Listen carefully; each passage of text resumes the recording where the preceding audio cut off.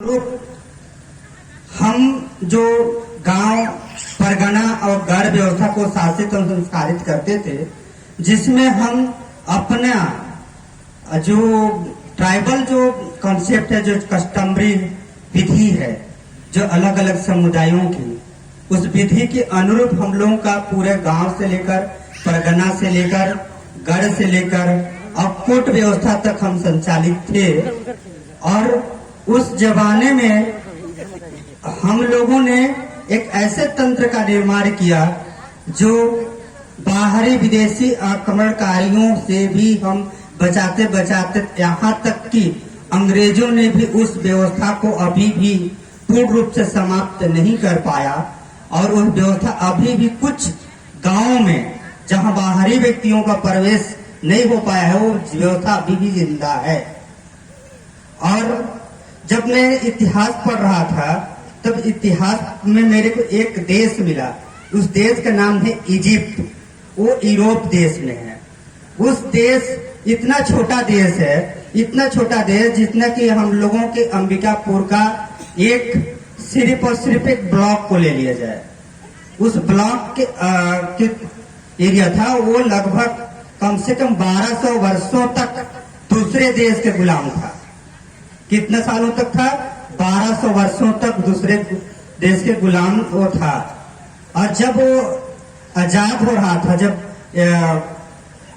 Europe का और Britain का, फ्रांसिस का, अलग अलग देशों में जो संचालित शासन था, जो हिज मजेस्टी का था, डोमिनियन का था, और वहां का पावर ऑफ कंट्रोल करने वाला हाउस ऑफ कॉमन से 3 सरकार संचालित होता था। एक का डोमिनियन स्टेट, और एक था वहां का कॉमन हाउस का शासन, जिसमें कंपनी शासन बोलते हैं, और एक था हिज मजेस्टी, जिसको हम ब्रिटेन की क्वीन की शासन बोलते हैं। तो वो व्यवस्था के अंतर्गत पूरे विश्व को उन्होंने कम से कम 142 देशों को गुलाम बना के रखा हुआ था। उसी गुलाम का शिकार हमारा भारत देश के आदिवासियों ने भी उसका शिकार हुए। और शिकारों से हम लोगों को बहुत सारे जो हमारे रूढ़ी प्रथा था, वो रूढ़ी प्रथा उनके आने से वो समाप्त होते गए। और जब समाप्त हो रहा था, तब उस समय ब्रिटेन के महारानी को एक चिट्ठी गया था। वो चिट्ठी ये था कि जो भारत की जो व्यवस्था है, ट्राइबल जो व्यवस्था है, वो जो लेटर है, वह लेटर आज भी ब्रिटेन के संग्रहालय में संरक्षित है। उसमें ये बात लिखा गया था कि आदिवासी जब तक उस गांव की मिट्टी पूजा करते रहेगा, तब तक उसकी व्यवस्था समाप्त नहीं होगी। तो हमारा मिट्टी पूजा अभी भी जो माटी पूजा है, हमारे सरगुजा संभाग में भी लगभग हर गांव में होता है। तो उस मिट्टी पूजा में ही हमारा बीज छिपा हुआ है। और वो बीज ये है कि जो बरार व्यवस्था है, उस बरार व्यवस्था उसी माटी पूजा और कई अन्य अन्य कामों में हम लोग जब गांव की व्यवस्था संचालित करते हैं, तो बरार व्यवस्था वहीं से देखने को मिलता है। तो बरार जो व्यवस्था है, वो बरार व्यवस्था हमारे जो 30 त्योहार है, दिया है, रोटी बेटी, शादी विवाह, नेंग, दस्तूर, जितने भी प्रकार के हमारे दस्तूर होते हैं, पूरे चीजों में होता है। और उस समय के जो हमारे व्यवस्था था, जो सती व्यवस्था था, सती व्यवस्था में भी बरार व्यवस्था स्थापित था। और सती व्यवस्था क्या था कि 3 गांव 4 गांव मिलाकर एक सीमा रेखा बनाया जाता था।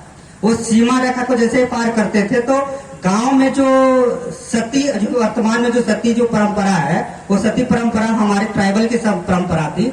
वो ट्राइबल परंपरा ये थी कि एक क्षेत्र में जितने क्षेत्र होगा, उस क्षेत्र में जो अलग अलग जो समुदाय, कुटुंब, कबीलों में निवास करने वाले जो लोग रहेंगे, उन लोगों में चाहे एक व्यक्ति हो चाहे 1000 व्यक्ति हो, उनसे जो बरार की सिस्टम रहेगा, 1 रुपया ही लिया जाएगा। उसे कम बेसी नहीं, बराबर की व्यवस्था था, बराबर कि हम अमीर गरीबी का जो व्यवस्था है, जो पूंजीवादी व्यवस्था के जस्ट उल्टा हम लोग का व्यवस्था था, उस व्यवस्था में मिलता था, सती व्यवस्था में मिलता था। और सती व्यवस्था में यह था कि उस गांव के जो आज भी उस गांव का नियम बना दिया जाए कि इस गांव से हम लोग दूसरे गांव में जैसे जाते हैं, तो नियम बना दिया कि यहाँ पत्थर फेंकना है, या पान तोड़ के फेंकना है, या कुछ भी करना है, तो नियम को आज भी हम बखूबी करते आ रहे हैं।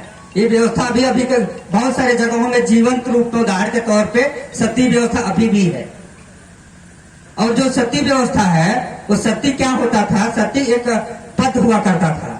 वह पद जो मातृत्व होता है, क्योंकि हमारे ट्राइबलों में हम मातृत्व प्रधान को महत्व देते हैं, हम माता का स्थान को ऊंचा मानते हैं।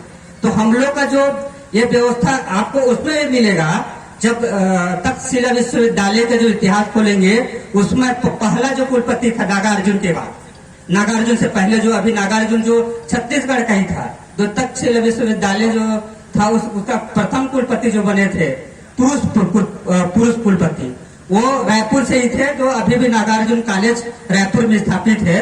उससे जो पहले जो व्यवस्था था विश्वविद्यालय की जो व्यवस्था था उसका प्रबंधन महिला लोग ही करते थे। और वो महिला प्रबंधन ही आज भी हमारे घर में महिला व्यवस्था है। और महिला व्यवस्था जैसे शादी ब्याह भी करके आते हैं तो भी महिला का स्थान होता है। तो ये जो परंपरा है हमारे रगों रगों में है, हमारे डीएनए में है। बाहरी व्यवस्था के कारण हम लोग इसको धीरे धीरे खत्म हो गया है, लेकिन यदि इसको जीवित करना है तो उसका मूल हम लोग का भाषा में छिपा हुआ है। हर अलग अलग भाषा, जैसे मैं गोड़ हूं तो मेरे को गोड़ी आना ही चाहिए, यदि मैं कुड़ुक हूं तो मुझे कुड़ुक आना ही चाहिए। उसका मैं कारण ये बता रहा हूं कि मेरी देवी देवता मेरी भाषा, क्योंकि जो अभी तो हम लोग जो भाषा को हम लोग उपयोग करते हैं, हम लोग देवनागरी जो भाषा का हिंदी जो बोल रहा हूं मैं, ये भाषा मेरे पूर्वज नहीं जानते थे। और जब मेरे को दुख दर्द है, मेरे को कुछ बताना है, तो उन्होंने तो पढ़ा ही नहीं था ना, उन्होंने तो जाना ही नहीं था। तो मेरी व्यवस्था का अनुरूप यदि मैं उसको आज भी अपमान करूंगा तो कैसे आएगा। तो मैं अपने भाषा को, इजिप्ट ने भी वही किया था, जो मैं यूरोप का उदाहरण दे रहा था, वो सबसे पहले अपने भाषा का शुरुआत किया। और जैसे जैसे भाषा बढ़ते गया तो वहां का व्यापार भी बढ़ते गया, और व्यापार बढ़ते गया तो संसाधन बढ़ते गए, और संसाधन बढ़ा तो संसाधन को सुरक्षित करने के लिए राजा का निर्माण हुआ। और राजा का निर्माण हुआ, और राजा कौन सा राजा, जो अलग अलग जो व्यवसाय होता है, जैसे सरसों बेचने वालों का अलग व्यवसायधारी हो गया, लोहा बेचने का अलग व्यवसायधारी हो गया, कपड़ा बेचने वाला अलग व्यवसायधारी हो गया। ये सब मिलके अर्थ का इकट्ठा करते हैं, और इन्होंने इकट्ठा करके राजा का निर्माण किया। और राजा क्या करता था, उनकी सुरक्षा की व्यवस्था करता था। तो हमको वर्तमान में अपनी व्यवस्था बनाने के लिए हमको अपनी भाषा को जीवित करना पड़ेगा। तब हमारी भाषा जब बढ़ेगा, तो जैसे आप उदाहरण के तौर पर देख लिया जाए, हम अभी वर्तमान में ही सिंधी के दुकान में जाते हैं तो पहला भाषा जो उन लोग नकल करते हैं सिंधी में पूछ लेते हैं, मरवाड़ी दुकान में जाते हैं मरवाड़ी में बात कर लेते हैं। लेकिन हम अपनी भाषा के जो प्रयोग नहीं करेंगे तो हम जो कास्ट जो लगे रहेगा, जो प्रोडक्ट में जो मतलब रॉ मटेरियल और इसे प्रोडक्शन करने में जो चीजें हम लोग का लागत मूल्य रहेगा, उसका कैसे निर्धारण करेंगे। यदि हमारे पास भाषा नहीं है तो हम वहां लटक जाएंगे। तो हमको यदि इस व्यवस्था को बनाना, आगे लेके जाना, तो हमको भाषा सीखना पड़ेगा, और भाषा से कोडिंग बनाना पड़ेगा। और कोडिंग जब नहीं बनाएंगे तो हमारा जो भाषा रहेगा उस भाषा के अंतर्गत हमारा कोडिंग होगा। और कोडिंग में बता देंगे बाबू यार तो 2 रुपए का 5 रुपए में देना चल जाएगा, तभी हम बाहरी व्यक्तियों को रोक पाएंगे। यदि हम भाषा को जीवित करेंगे तो हमारा व्यवस्था बनेगा।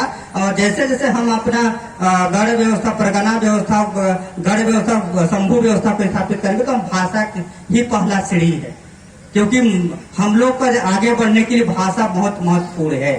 यदि हम अर्थ की ओर जाते हैं तो जिसका अभी भाषा जिंदा है वो समाज का अर्थव्यवस्था अभी भी जिंदा है, और भाषा से ही वो प्रहार करता है।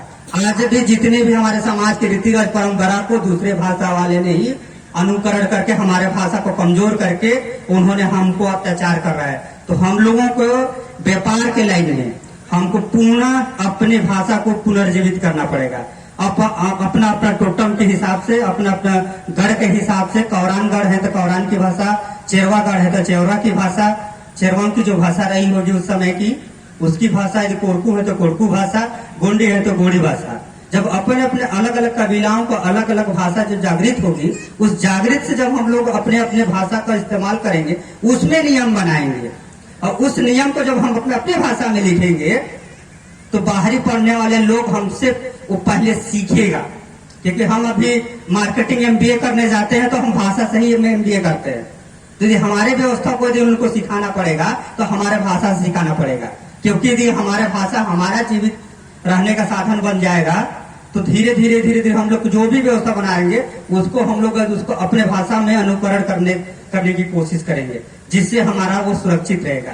अभी देखिए एक उदाहरण देख लीजिए, भाषा वाले हैं जो पांडुलिपि वाले लोग, पांडुलिपि बोलते भाषा वाले बोलते हैं कि मेरा जो भाषा है ये तो भगवान का मतलब वहां से निकला हुआ भाषा है, तो हम भी अपना पेन मर्जी को भाषा बता सकते हैं।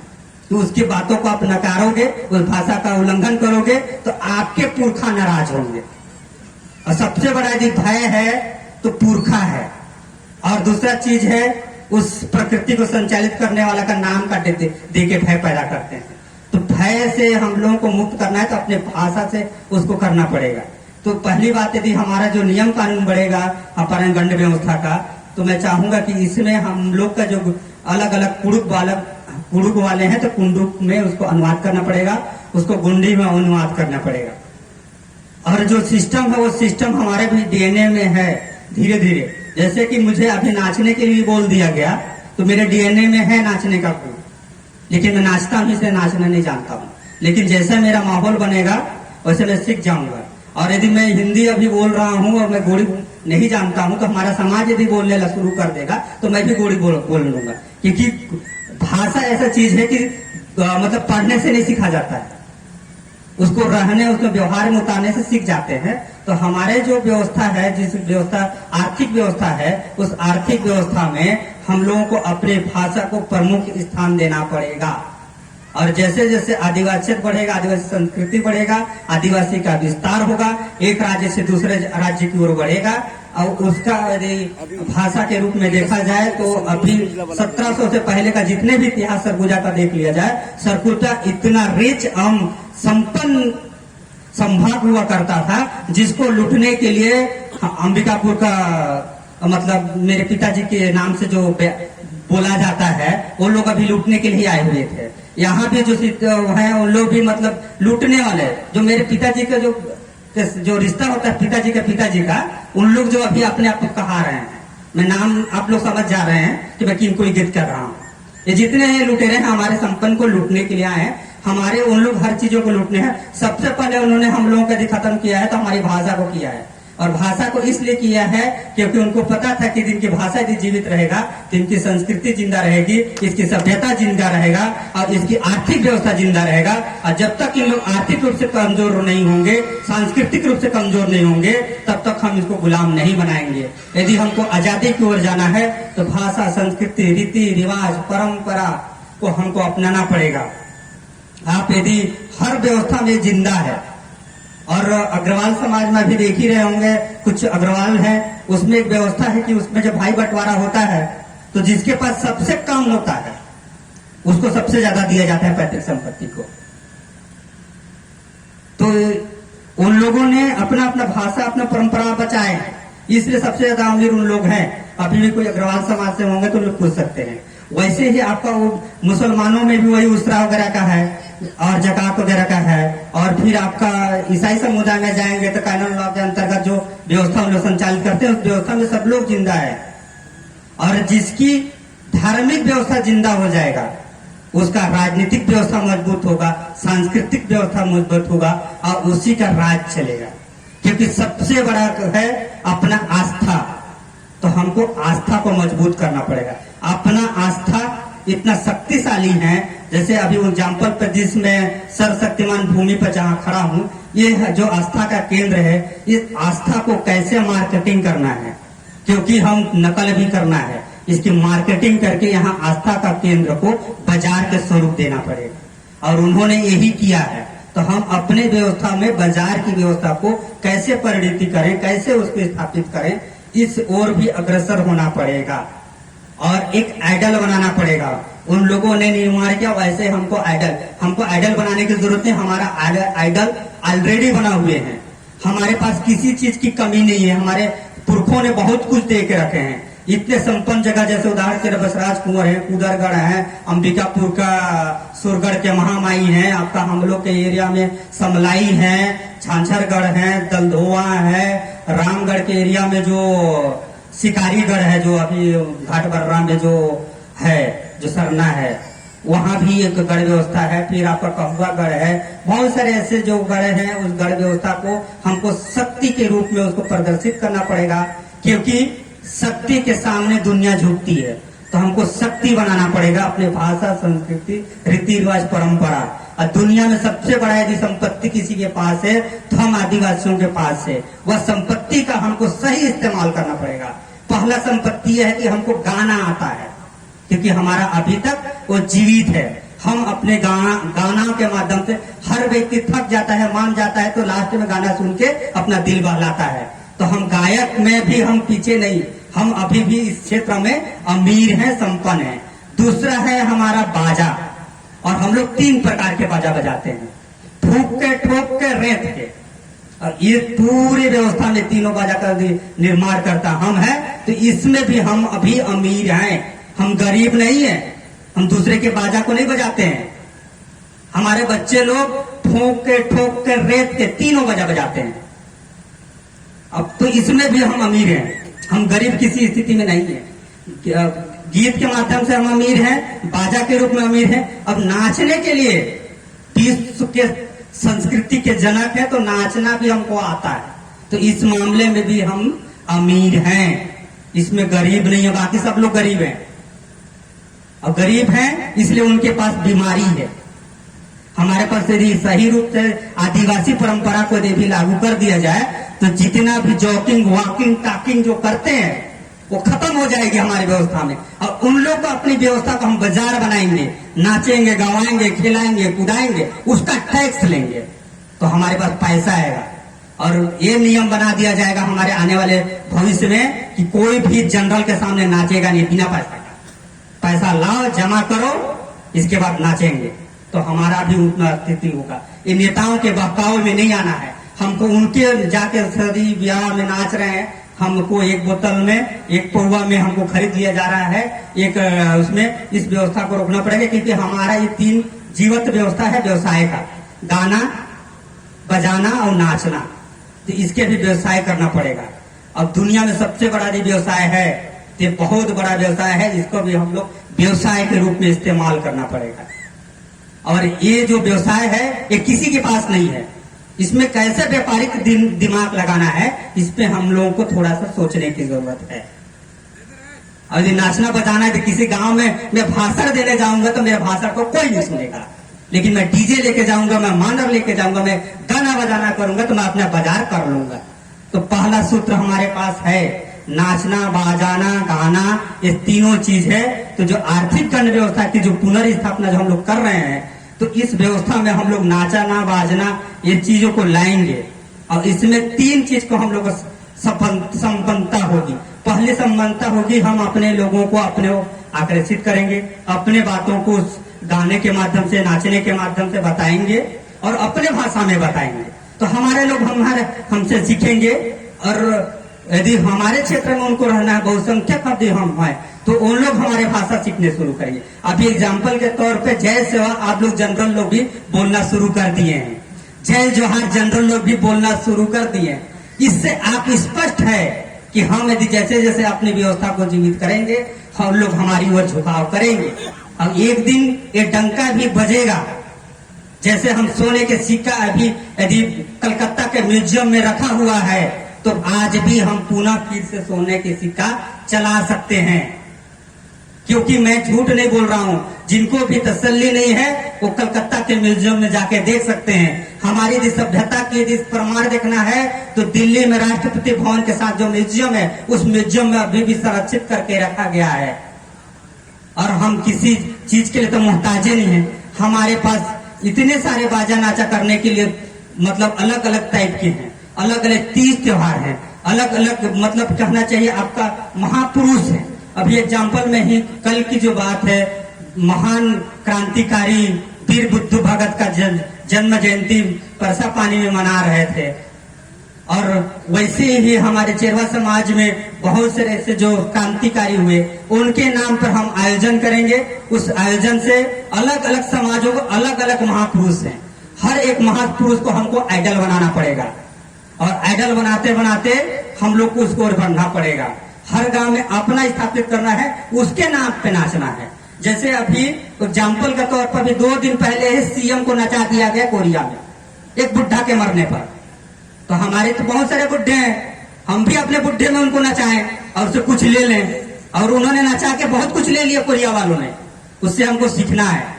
मुख्यमंत्री को नचाया ना अभी 2 दिन पहले कुमार साहब के मूर्ति का अनावरण करने में। तो हमारे महापुरुषों को आइडल के रूप में हमको स्थापित करना है और उनके नाम पे नचाना है और कुछ लेना है।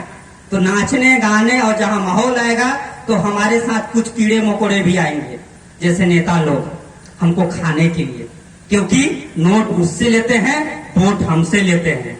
तो उस समय हम लोग को शातिर दिमाग से प्रहार करना पड़ेगा और उसको प्रहार करते हुए उसके दिलों में राज करेंगे और उनको एक दिन ये एहसास दिला देंगे कि उनके बदौलत यदि हम नहीं चल सकते हैं तो हमारा बात को मानेंगे। क्योंकि हमारे पास सबसे बड़ा लोकतंत्र में पावर है तो वोट का पावर है। अब वोट का सही इस्तेमाल हमको सीखना पड़ेगा, तब हम बाहरी व्यक्तियों से पहले अपनों से लड़ना पड़ेगा, तब गैरों से लड़ने के लिए जाएंगे। क्योंकि सबसे बड़ा कोई दुश्मन है तो अपना लोग हैं, जो मेरे भाई हैं, मेरे बंधु हैं, मेरे चाचा हैं, मेरे फूफा हैं, मामा हैं, यही मेरा दुश्मन है। तो पहले अपने घर को सुधारना है। मेरा घर सुधरेगा तो बाहर जरूर सुधरेगा। क्योंकि इसमें बहुत कुछ अभी देखने को कोरोना काल में मिला, बहुत सारे मैसेज मिला। और अभी जो वर्तमान में जो चल रहा है तो हम लोगों को मार्केट की ओर बढ़ना है और मार्केटिंग करना है। और मार्केटिंग को हमारे गाना बाजाना पाटा डाका रुंझी को इस्तेमाल करते हुए हम अपने व्यवस्था को पुनर्जीवित करेंगे। और मैं चाहूंगा कि जिस दिन समाज जागृत हो जाएगा, दिलीप भुरिया जी ने भी ये बात कही थी, वो पैसा के ड्राफ्टिंग कर रहे थे जब पैसा कमेटी बना था, भुरिया कमेटी, उस समय ये बोला था कि हमको यदि शक्तिशाली बनना है तो गांव-गांव में जाना है, अपने पुनर्जीवित उस व्यवस्था को करना है, जो तभी हम अपने व्यवस्था के अनुरूप लागू कर पाएंगे। अपने व्यवस्था को लागू है लेकिन हम जानते नहीं हैं, इसलिए अपने व्यवस्था को पुनर्जीवित करते हुए हम अपने भाषा, संस्कृति, रीति रिवाज, परंपरा पर ही आगे बढ़ेंगे। और जो ब्रेन ड्रेन है, हमारा जो ब्रेन ड्रेन होता है, हम लोग पढ़ते अपने हैं, खर्चा अपने करते हैं लेकिन नौकरी दूसरे के करते हैं। तो ब्रेन को रोकना है, मस्तिष्क के व्यापार को रोकना है। क्योंकि हम पढ़ाई अपने पैसे से करते हैं, काम दूसरे का करते हैं। तो इस ब्रेन को अपने ही समाज में रोकना है, अपने समाज में व्यवस्था उपस्थित कराना है, अपने समाज में थोड़े छोटे चीजों को इस्तेमाल करना है। तो अभी पैसा कानून आ गया है तो मैं बहुत सारे लोगों को बोलूंगा, पहला हम लोगों के पास है सबसे बड़ा अवगुण भी बोला जाता है तो उसको हम सबसे बड़ा शक्ति भी बना सकते हैं। तो हर अपने अपने गांव में दारू बनाने के, बेचने की भी कला सीखना पड़ेगा। क्योंकि कलारों ने हमको गुलाम बनाया था 200 साल पहले।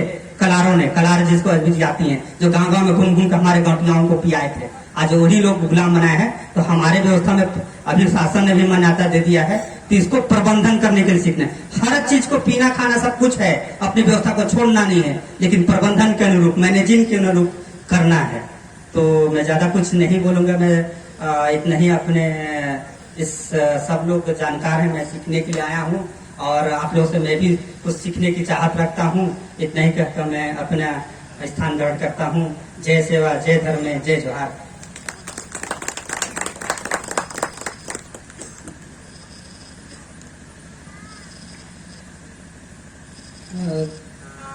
जोहार सर।